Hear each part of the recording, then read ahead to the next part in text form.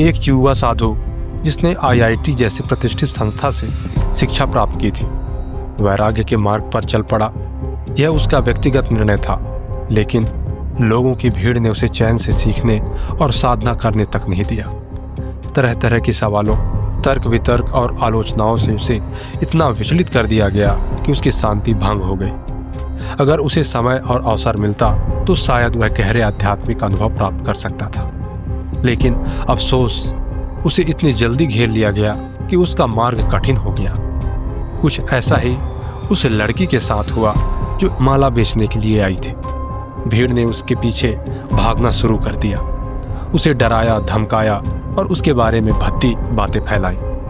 उसे इस हद तक परेशान किया गया कि वह भागने को मजबूर हो गई। यह कितना गलत है कि हम किसी के सम्मान की परवाह किए बिना सिर्फ मनोरंजन या सनसनी के लिए उसका पीछा करें और उसका जीवन कठिन बना दें। सोचिए, जो संत किसी सवाल का जवाब नहीं देता उसे ढोंगी कहकर अपमानित किया जाता है, और जो जवाब देने लगता है उसे इतना उलझा दिया जाता है कि वह भी परेशान हो जाता है। योग और वैराग्य की गहराई को समझने के बजाय सिर्फ सतही चर्चाएं और ताने दिए जाते हैं। क्या हमने कभी यह सोचा है कि जो व्यक्ति वर्षों तक साधना में लगा रहता है वह हमारे तर्क वितर्क में उलझने के लिए नहीं, बल्कि आत्मिक उन्नति के लिए आया है। महाकुंभ जैसे महापर्व में हजारों संत आते हैं। उनमें से हर कोई विद्वान नहीं होता, ना ही उन्हें समाज के हर प्रश्न का उत्तर देना होता है। कुछ संत तो बस अपने गुरु की सेवा में जीवन समर्पित कर देते हैं, कुछ ध्यान में लीन रहते हैं और कुछ बस शांति से जीवन बिताना चाहते हैं।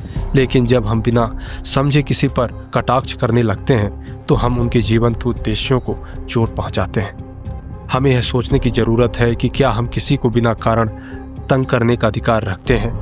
क्या हमारी जिज्ञासा इतनी असंवेदनशील हो गई है कि हम किसी की शांति और सम्मान को नष्ट कर दें? हमें इस प्रवृत्ति को बदलना होगा। किसी के भी जीवन और उसके चुनावों का सम्मान करना सीखना होगा। जब तक हम यह नहीं समझेंगे तब तक हम खुद को एक सभ्य समाज कहने लायक नहीं बन पाएंगे। जरा इस पर विचार जरूर करेंगे। मिलते हैं फिर अगली वीडियो में। आप सभी का जीवन शुभ हो, मंगलमय हो, इसी आशा के साथ नमः शिवाय। जय श्री कृष्ण।